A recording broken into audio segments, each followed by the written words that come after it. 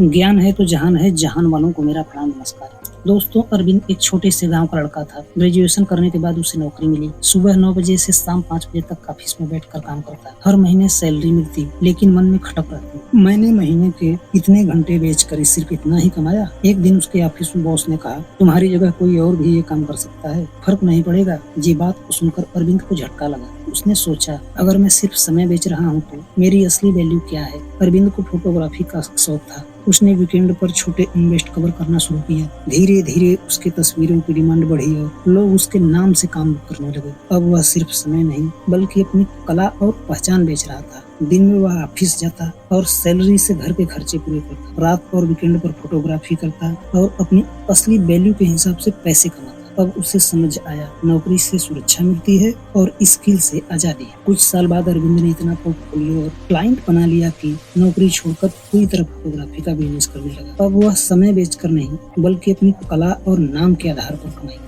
हमें इस कहानी से यह सीखा कि केवल समय बेचने से गुजारा होता है, लेकिन वैल्यू बनाकर बेचने से पहचान और असली तरक्की होती है। आपने देखा कि अरविंद ने कैसे अपनी कला से पहचान बनाई, लेकिन सोचिए, किसी के पास आगे की पढ़ाई करने का मौका ही नहीं, फिर भी वह अपनी जिंदगी बदल सकता है। आइए सुनते हैं अगले एक स्टोरी के माध्यम से रामू की दुनिया। रामू धूप से तपता आसमान, ईंट गारा ढोते मजदूरों की कतार में काम करता। उसकी हथेलियां फटी हुई कपड़े, धूल और पसीने से सने हुए दिन भर मेहनत करता। शाम को सिर्फ 500 रुपए मिलते। घर आते वक्त थका हुआ चेहरा और बच्चों की उम्मीद भरी नजरें देखकर उसका दिल दुखी होता। वो सोचता, क्या मेरे बच्चे भी मजदूर ही रहेंगे। गांव में उसका दोस्त शहर से लौटा। उसने कहा, रामू तू मेहनती है, पर मेहनत सिर्फ शरीर से नहीं दिमाग से भी की जाती है। कंप्यूटर चलाना सीखेगा तो जिंदगी बदल सकती है। रामू हंसा, भाई मेरे हाथ में फावड़ा अच्छा लगता है, कंप्यूटर कहाँ चलेगा। लेकिन अंदर एक आशा जग चुकी थी। दिन में मजदूरी करता और रात में सुरेश के पास बैठता। पुराना कंप्यूटर, धीमी रोशनी और थका हुआ शरीर, लेकिन आंखों में चमक थी। गलतियां होती,